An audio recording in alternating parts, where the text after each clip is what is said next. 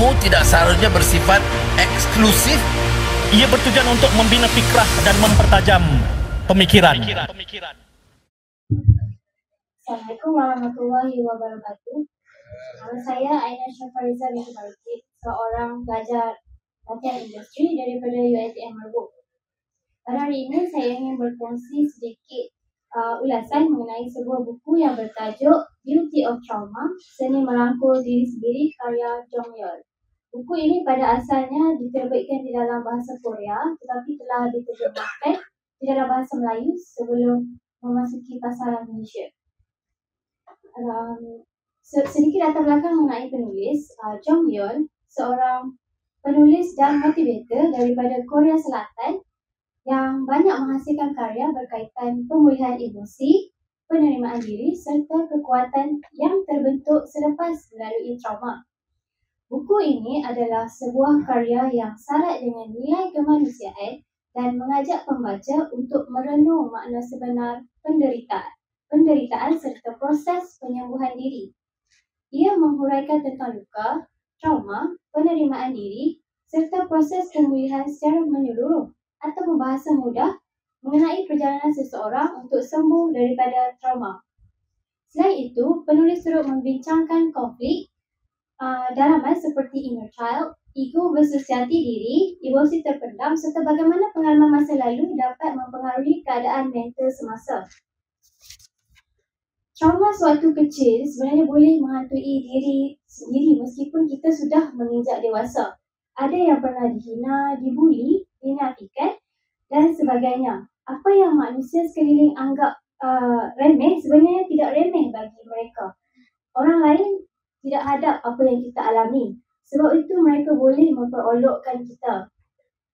Penulis mengajak pembaca untuk tidak takut kepada luka kerana luka itulah yang menjadi sebahagian daripada kehidupan dan boleh menjadi pintu kepada proses pemulihan diri. Secara keseluruhannya, terdapat 15 bab di dalam buku ini. Antara penekanan utamanya ialah yang pertama, mengenal trauma dan kesannya terhadap emosi serta pemikiran, menerima luka lama tanpa menyalahkan diri, dan membina kekuatan dalaman melalui kasih sayang dan kesedaran diri. Penulis juga menekankan keberanian untuk berhadapan dengan trauma, bukan melarikan diri daripadanya. Antara bahagian yang paling menarik ialah bagaimana penulis menggambarkan trauma sebagai satu bentuk keindahan yang tersembunyi. Menurutnya, setiap pengalaman pahit membawa pelajaran penting tentang siapa diri kita yang sebenar.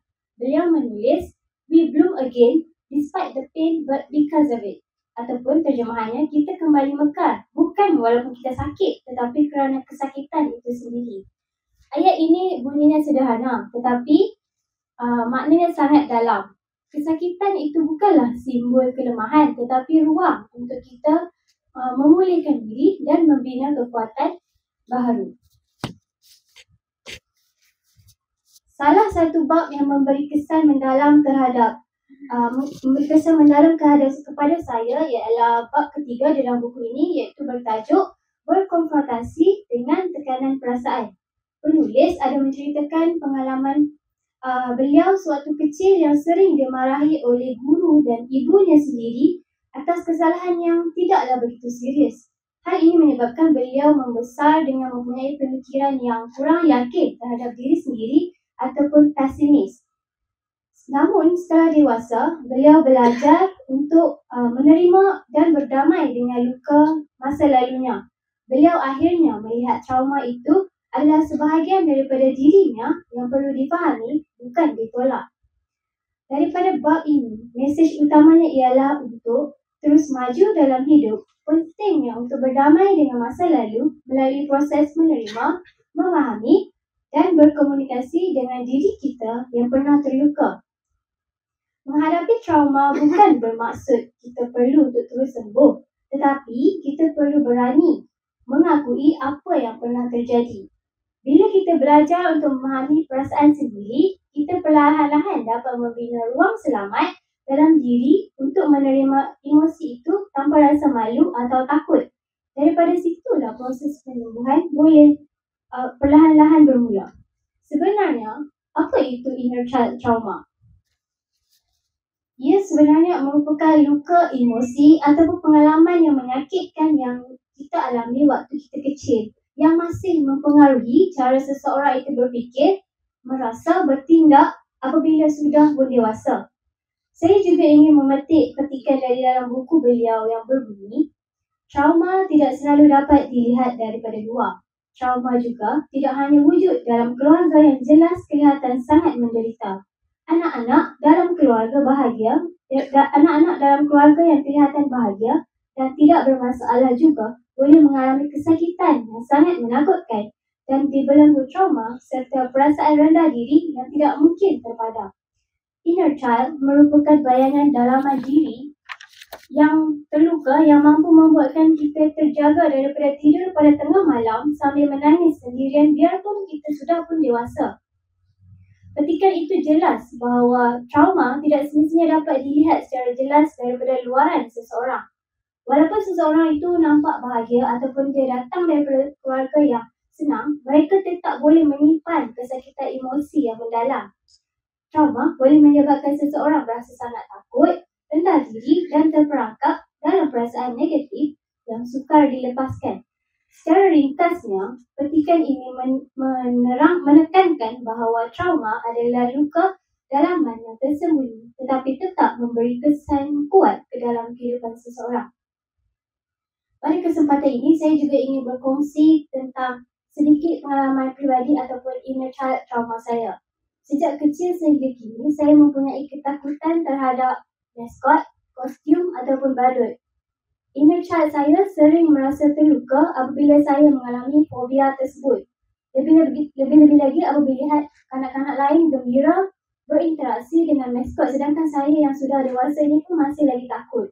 Mengapa ia dikategorikan sebagai inner child trauma? Kerana ketakutan terhadap maskot itu berpunca daripada pengalaman saya yang kurang menyenangkan semasa kecil. Contohnya, saya pernah dikejutkan, saya pernah disergah oleh maskot, didatangi terlalu dekat sehingga saya rasa tak selesa ataupun terancam dan menganggap maskot itu sebagai sesuatu yang besar dan menakutkan. Perasaan itu kekal sehingga saya dewasa. Saya pernah mencuba untuk mendekati maskot, namun rasa takut itu masih ada. Perjalanan untuk berdamai dengan inner child trauma sebenarnya bukanlah sesuatu yang mudah dan tidak berlaku secara serta-merta. Walaupun saya belum sepenuhnya okey, saya masih berusaha untuk berdamai dengan trauma tersebut.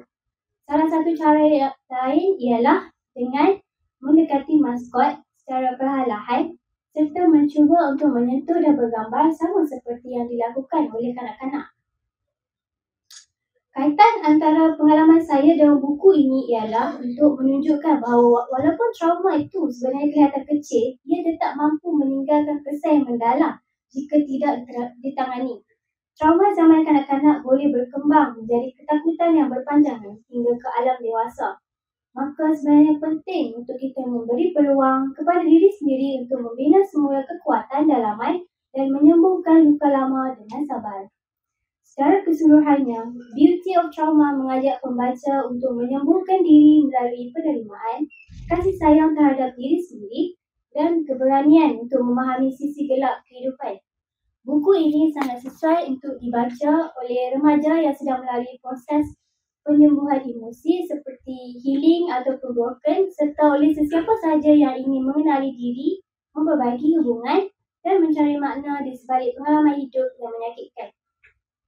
Sebagai penutup, marilah kita belajar untuk menyembuhkan diri sendiri.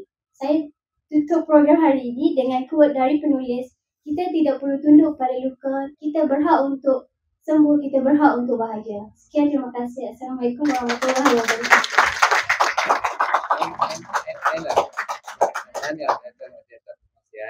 Sekarang ni berapa persen dah Aina boleh atasi? Dengan maskot dah. Sebenarnya sebelum ni saya tak pernah cuba pun untuk nak tangani takut dengan maskot tu. Tapi bila dah dewasa ni saya rasa macam kenapa saya perlu takut benda yang kanak-kanak tak takut pun kan. So mungkin maybe dalam 40-50%. Tapi still takut lah kalau tengok tu saya macam cuba untuk jauh. Soalan nombor 2 tadi di atas pandangan. baca dah lah. Di UiTM memang dilatih macam ni ke atau memang ini first time ke kena buat? First time. First time. Oh, tahniah lah walaupun first time. Okey lah. Sempurna. Terima kasih.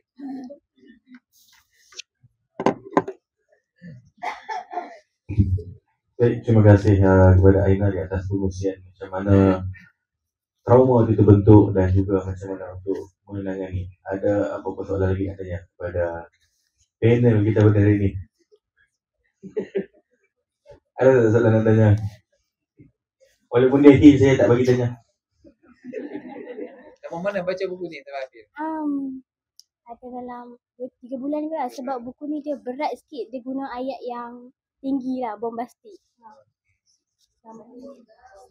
Medical lah. Medical kan ada. Medical? Medical. Tak ada. Baik, setakat itu saja perkongsian daripada Cik Aina kita pada hari ini. Saya sekali lagi mewakili pihak USTIA untuk mengucapkan ribuan terima kasih dan mohon maaf andai tersalah kata terkilah bicara sepanjang mengendalikan majlis bedah buku pada hari ini. Ilmu tidak seharusnya bersifat eksklusif. Ia bertujuan untuk membina fikrah dan mempertajam pemikiran.